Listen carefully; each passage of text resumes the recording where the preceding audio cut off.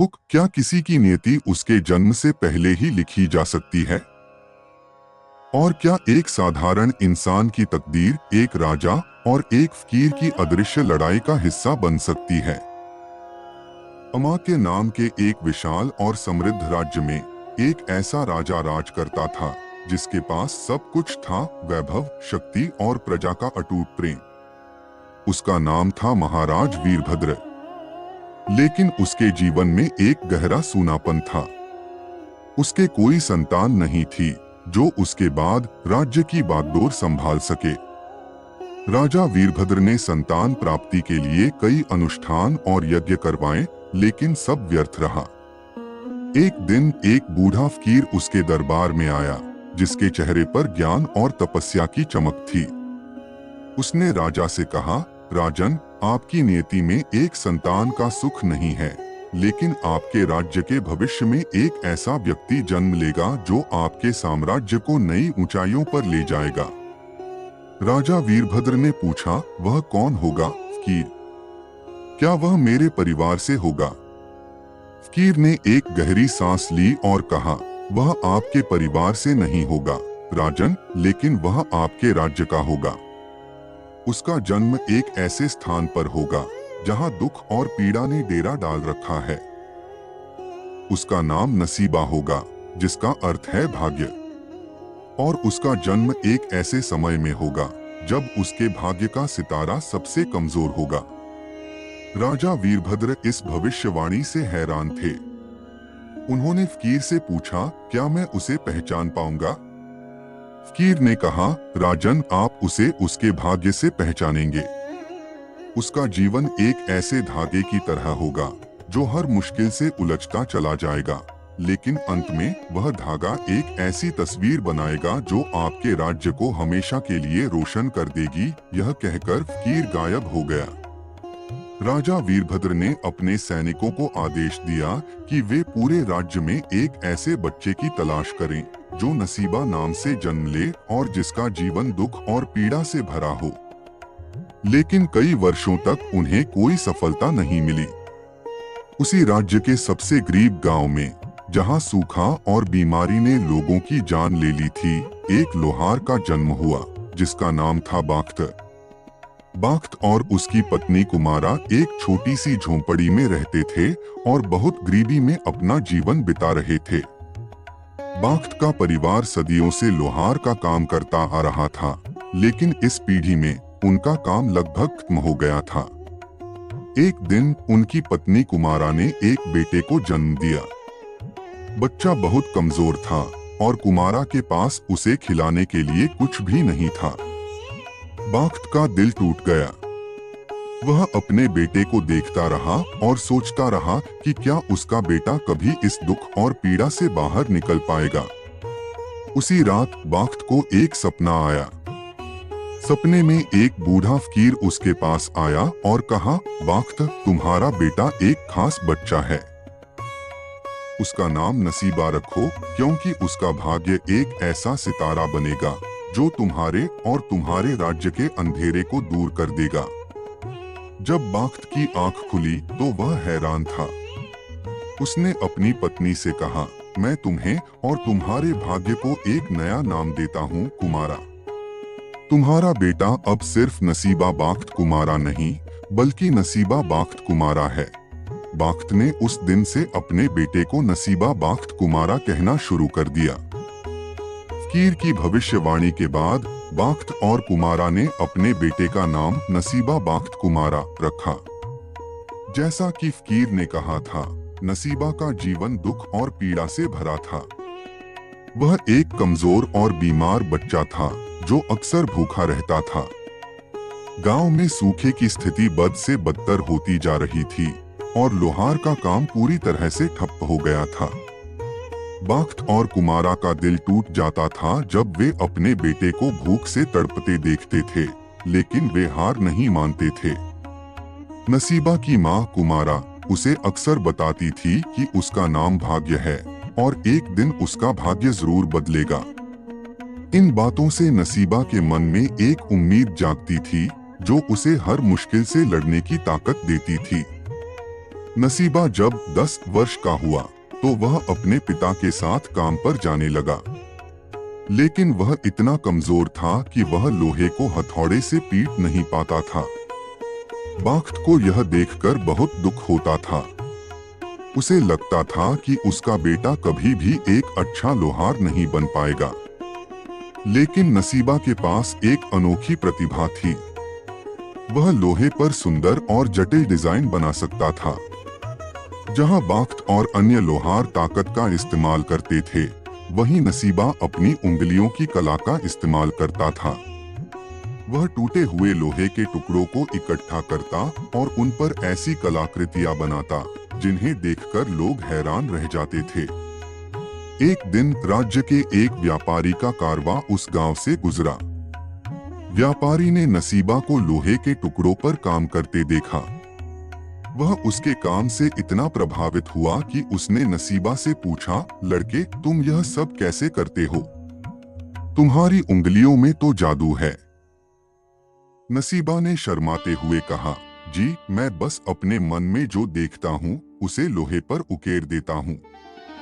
व्यापारी ने नसीबा को एक चांदी का सिक्का दिया और उससे पूछा कि क्या वह उसके लिए कुछ कलाकृतियां बना सकता है।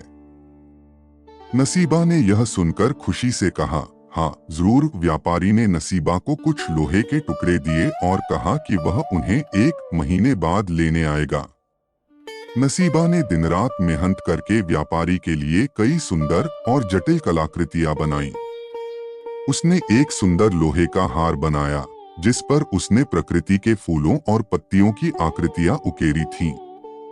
उसने एक लोहे का गुलदान भी बनाया जिस पर उसने आसमान के सितारों और चांद को उकेरा था।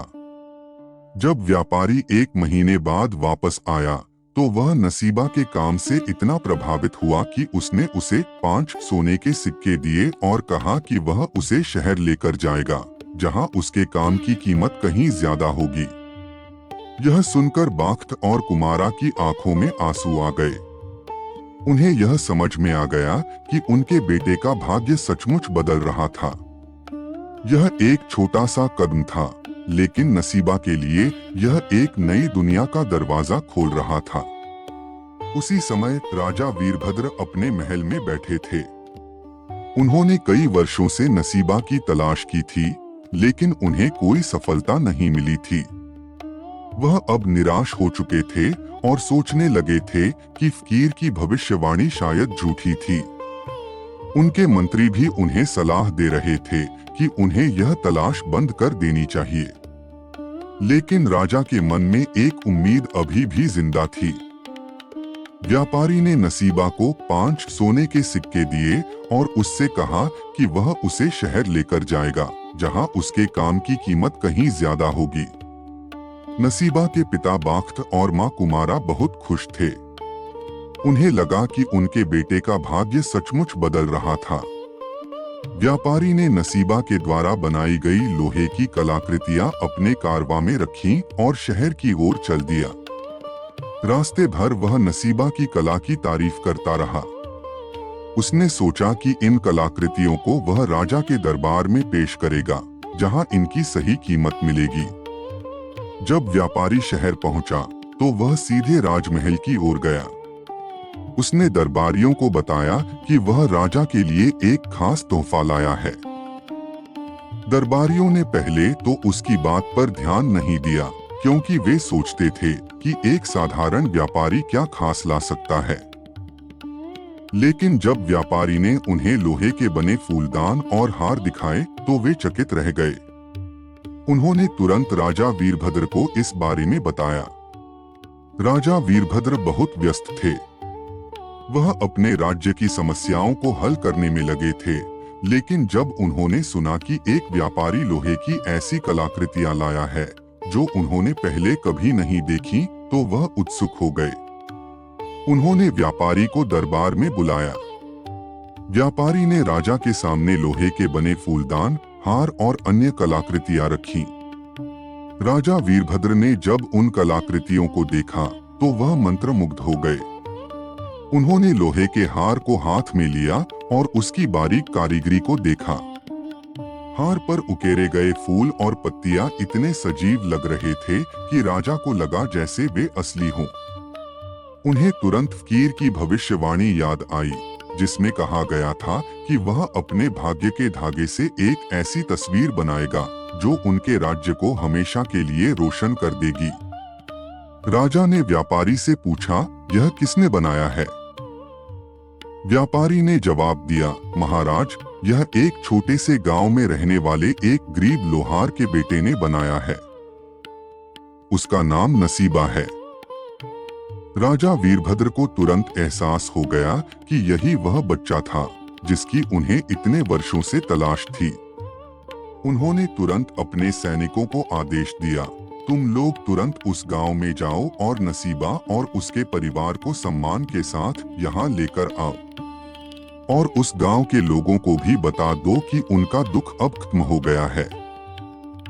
सैनिकों ने राजा की आज्ञा का पालन किया और वे तुरंत उस गांव की ओर चल दिए। गांव में नसीबा अपने काम में लगा हुआ था। वह खुश था क्योंकि अब उसके पास अपने परिवार को खिलाने के लिए पर्याप्त धन था। वह अपने पिता बाख्त के साथ मिलकर काम करता था, लेकिन अब वह लोहे को हथौड़े से नहीं बल्कि अपनी उंगलियों की कला से नया रूप देता था। एक दिन जब नसीबा और उसके माता पिता अपनी झोंपड़ी में बैठे थे तो उन्होंने देखा कि कुछ सैनिक उनकी तरफ आ रहे हैं। सैनिक बहुत ही गंभीर लग रहे थे। नसीबा और उसके माता पिता डर गए। उन्हें लगा कि शायद उन्होंने कोई गलती कर दी है। सैनिकों ने नसीबा को देखा और उसके पास गए। उन्होंने उससे पूछा, क्या तुम नसीबा बाख्त कुमारा हो? नसीबा ने डरते हुए हाँ में सिर हिलाया। सैनिक ने कहा, तुम राजा के मेहमान हो। राजा ने तुम्हें और तुम्हारे परिवार को सम्मान के साथ महल में बुलाया है। नसीबा और उसके माता पिता हैरान थे। उन्हें समझ में नहीं आ रहा था कि यह सब क्या हो रहा था। सैनिकों के बुलावे से नसीबा और उसके माता पिता बाख्त और कुमारा आश्चर्यचकित थे, लेकिन डर के मारे उन्होंने राजा की आज्ञा का पालन किया। सैनिक उन्हें एक शाही रथ में बिठाकर राजमहल की ओर ले चले। रास्ते में नसीबा और उसके परिवार ने पहली बार इतना बड़ा शहर देखा। ऊंची इमारतें, भीड़ भाड़ वाली गलियां और भव्य बाजार उनके लिए किसी सपने से कम नहीं थे। वे सब कुछ हैरानी से देख रहे थे। जब वे राजमहल पहुंचे तो उसकी भव्यता देखकर उनकी आंखें खुली रह गईं। संगमरमर की दीवारें, सोने चांदी की नक्काशी और रंग बिरंगे फूल उनके छोटे से गांव से बिल्कुल अलग थे। राजमहल के कर्मचारी उनके साथ बहुत सम्मान से पेश आए, क्योंकि राजा ने पहले ही आदेश दे दिया था कि नसीबा और उसके परिवार को मेहमानों की तरह माना जाए। लेकिन इतनी शान शौकत के बीच नसीबा और उसके माता पिता असहज महसूस कर रहे थे।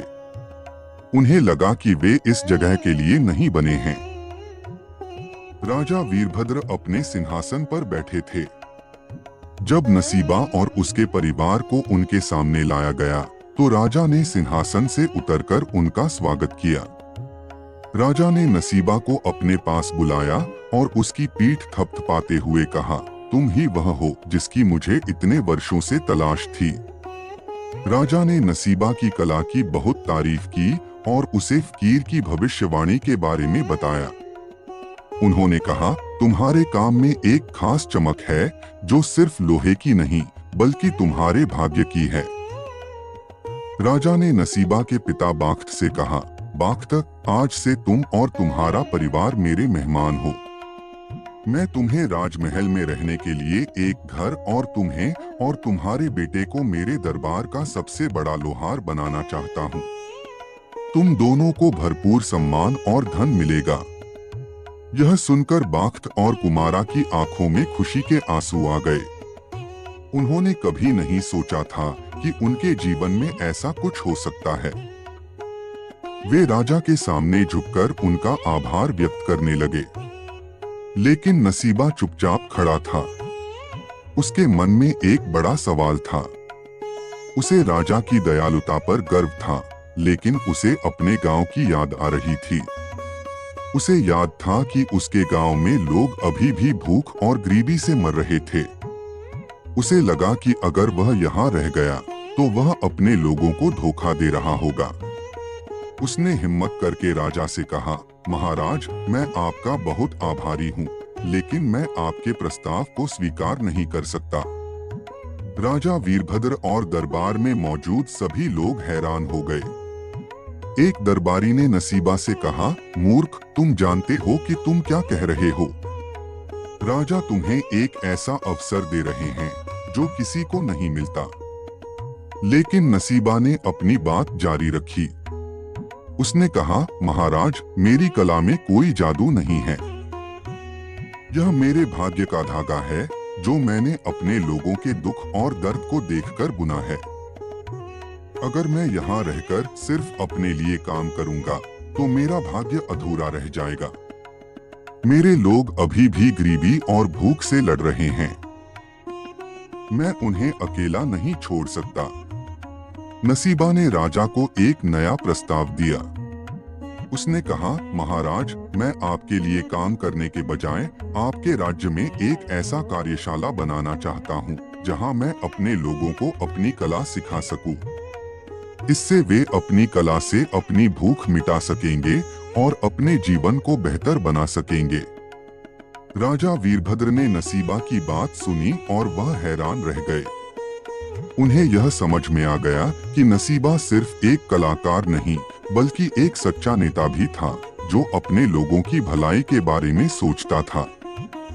नसीबा का प्रस्ताव सुनकर राजा वीरभद्र का दिल भर आया। उन्होंने कभी नहीं सोचा था कि कोई व्यक्ति अपने निजी लाभ के बजाय अपने समुदाय की भलाई के बारे में सोचेगा।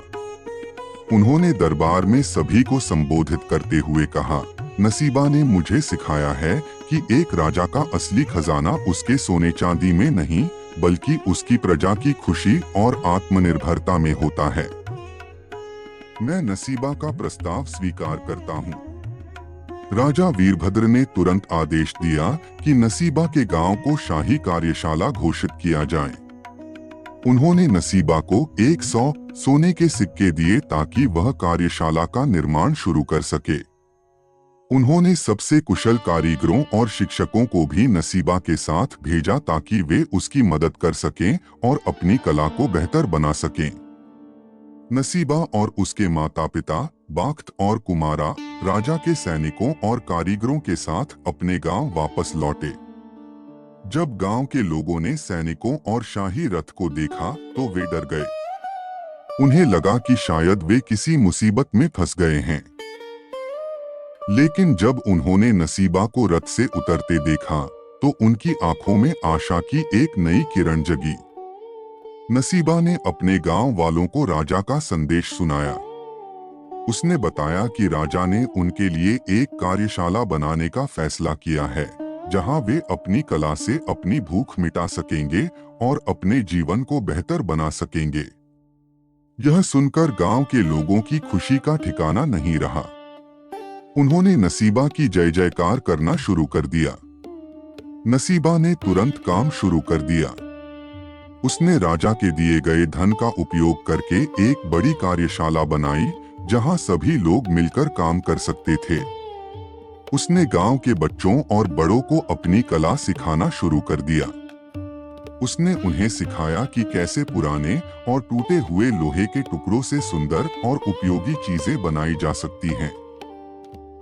गांव में एक नया उत्साह और एक नई उम्मीद थी। लोग जो पहले भूख और निराशा से परेशान थे, अब अपने काम में लगे हुए थे।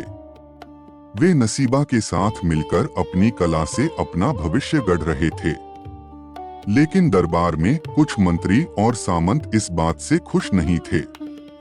उन्हें लगा कि राजा ने एक साधारण तेली के बेटे को बहुत ज्यादा महत्व दे दिया है। उन्हें नसीबा की बढ़ती लोकप्रियता और सम्मान से ईर्ष्या होने लगी। उन्होंने नसीबा के काम में रुकावट डालने की योजना बनाई। उन्होंने एक जासूस को नसीबा के गांव में भेजा ताकि वह नसीबा के काम में गड़बड़ी कर सके और गांव वालों के बीच में झगड़ा पैदा कर सके। जासूस ने गांव में आकर कुछ लोगों से कहा, नसीबा तुम लोगों को मूर्ख बना रहा है। वह अपनी कला से अमीर बन जाएगा और तुम्हें कुछ नहीं मिलेगा। वह राजा के लिए काम कर रहा है, न कि तुम्हारे लिए। गांव के लोग पहले तो नसीबा पर भरोसा करते थे, लेकिन जासूस की बातों को सुनकर उनके मन में शंका पैदा होने लगी। वे सोचने लगे कि कहीं नसीबा सचमुच उन्हें धोखा तो नहीं दे रहा है। जासूस के जहरीले शब्दों ने धीरे धीरे गांव के लोगों के मन में शंका पैदा कर दी थी। लोग अब नसीबा के साथ काम करने में उतनी मेहनत नहीं कर रहे थे। वे आपस में कानाफूसी करते और एक दूसरे से कहते, क्या पता नसीबा सचमुच हमें धोखा दे रहा हो। वह तो राजा का आदमी बन गया है। नसीबा ने यह बदलाव महसूस किया। उसने देखा कि जो लोग पहले उत्साह और उम्मीद से भरे थे, अब निराशा और संदेह से भरे हुए थे। वह बहुत दुखी था। उसे लगा कि उसने लोगों का भरोसा खो दिया है। एक रात वह अपनी माँ कुमारा के पास गया और उनसे कहा, माँ, मैंने सोचा था कि मैं अपने लोगों की मदद करूंगा, लेकिन मुझे लगता है कि मैं इसमें असफल रहा हूँ। कुमारा ने अपने बेटे को गले लगाया और कहा, नसीबा, जो लोग एक लंबे समय तक अंधेरे में रहते हैं, वे रोशनी से भी डरने लगते हैं। उनका डर उनकी शंका बन गया है। तुम्हें उनके डर को दूर करना होगा, न कि उनके सामने हार माननी होगी। कुमारा की बातों से नसीबा को हिम्मत मिली। अगले दिन उसने गांव के लोगों को एक बड़े बरगद के पेड़ के नीचे बुलाया। सारे गांव वाले वहां इकट्ठा हुए, लेकिन उनके चेहरों पर वह पुरानी मुस्कान नहीं थी। नसीबा ने शांति से अपनी बात शुरू की, मेरे दोस्तों, मुझे पता है कि आप सबके मन में क्या चल रहा है।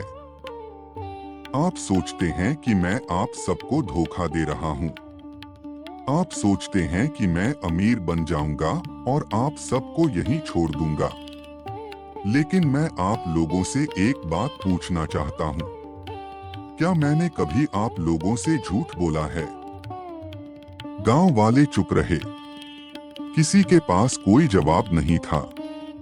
नसीबा ने अपनी बात जारी रखी, जब राजा ने मुझे राजमहल में रहने का प्रस्ताव दिया था, तो मैंने उसे क्यों मना कर दिया? क्योंकि मैं जानता था कि मेरी जगह यहाँ है। मेरे भाग्य का धागा आपके भाग्य के धागे से जुड़ा हुआ है। उसी समय जासूस ने बीच में दखल दिया, वह झूठ बोल रहा है। वह सिर्फ अपनी कला से अमीर बनना चाहता है। नसीबा ने जासूस की तरफ देखा और कहा, तुम कौन हो? क्या तुमने हमारे लिए कुछ बनाया है? क्या तुमने हमारे लिए एक कुदाल भी बनाया है? नहीं, तुमने सिर्फ झूठ और नफरत फैलाई है। जासूस की आंखें शर्म से झुक गईं। गांव वालों को सच्चाई का एहसास हो गया। उन्होंने तुरंत जासूस को गांव से बाहर निकाल दिया। वे सब नसीबा के पास आए और उनसे माफी मांगी। इस घटना के बाद गांव वालों का नसीबा पर विश्वास और भी बढ़ गया। उन्होंने और भी अधिक मेहनत और लगन से काम करना शुरू कर दिया। कार्यशाला में एक बार फिर से उत्साह और खुशी का माहौल था। जब मंत्रियों को पता चला कि उनका जासूस असफल हो गया है, तो वे बहुत क्रोधित हुए। उन्होंने नसीबा को सबक सिखाने के लिए एक और भी बुरी योजना बनाई। मंत्रियों की पहली योजना असफल हो चुकी थी। वे बहुत क्रोधित थे और नसीबा को किसी भी तरह से अपने रास्ते से हटाना चाहते थे। उन्होंने एक और भी बुरी योजना बनाई। उन्होंने मिलकर राजा के खजाने से कुछ सोने के सिक्के चुराए और उन्हें चुपके से नसीबा की कार्यशाला में छुपा दिया। उनकी योजना थी कि वे नसीबा पर चोरी का इल्जाम लगाएंगे और उसे दरबार में बदनाम करेंगे। अगले दिन जब राजा भोज अपने खजाने का निरीक्षण कर रहे थे, तो उन्होंने पाया कि कुछ सोने के सिक्के गायब थे। वह बहुत हैरान थे। उन्होंने तुरंत अपने मंत्रियों से इस बारे में पूछा। मंत्रियों ने एक साथ कहा, महाराज, हमें लगता है कि यह चोरी किसी और ने नहीं बल्कि नसीबा ने की है। राजा भोज को उनकी बात पर विश्वास नहीं हुआ। उन्होंने कहा, तुम लोग ऐसा कैसे सोच सकते हो? नसीबा बहुत ईमानदार और मेहनती व्यक्ति है। लेकिन मंत्रियों ने कहा, महाराज, वह एक गरीब लोहार का बेटा है। उसे सोने की लालच हो गई होगी, और क्या पता वह अपनी कार्यशाला के नाम पर खुद को अमीर बना रहा हो। राजा भोज इस बात से परेशान थे। उन्हें नसीबा पर पूरा भरोसा था, लेकिन मंत्रियों की बातें भी उनके मन में शंका पैदा कर रही थीं। उन्होंने तुरंत नसीबा को दरबार में बुलाया। जब नसीबा दरबार में आया तो राजा ने उससे कहा, नसीबा, मुझे तुमसे एक सवाल पूछना है और मैं चाहता हूं कि तुम सच्चाई से जवाब दो। क्या तुमने मेरे खजाने से कुछ चुराया है? नसीबा ने शांति से कहा, महाराज, मैंने कभी कोई चोरी नहीं की। लेकिन मंत्रियों ने नसीबा की बात पर हंसते हुए कहा, झूठ, तुम पर तो हमें पहले ही शक था। राजा ने आदेश दिया, सैनिकों, नसीबा की कार्यशाला की तलाशी लो। सैनिकों ने नसीबा की कार्यशाला की तलाशी ली और उन्हें वहां से सोने के सिक्के मिले। वे सोने के सिक्के देखकर हैरान थे। उन्होंने राजा को इस बारे में बताया। राजा भोज का दिल टूट गया। उन्हें लगा कि उन्होंने नसीबा पर भरोसा करके बहुत बड़ी गलती की है। वह बहुत उदास थे। उन्होंने नसीबा से कहा, नसीबा, मैं बहुत दुखी हूँ। मुझे तुमसे यह उम्मीद नहीं थी। नसीबा ने शांति से कहा, महाराज, ये सोने के सिक्के मेरे नहीं हैं। यह सब मेरे खिलाफ एक साजिश है। लेकिन कोई भी नसीबा की बात पर विश्वास नहीं कर रहा था। तभी नसीबा की मां कुमारा ने राजा से कहा, महाराज, मेरा बेटा झूठ नहीं बोल रहा है। वह अपनी कला से कभी चोरी नहीं करता। वह अपनी उंगलियों से सोना बनाता है। कुमारा की बात सुनकर मंत्रियों ने फिर से हंसना शुरू कर दिया। क्या बकवास है? क्या वह जादूगर है? लेकिन नसीबा ने अपनी मां की बात को समझा।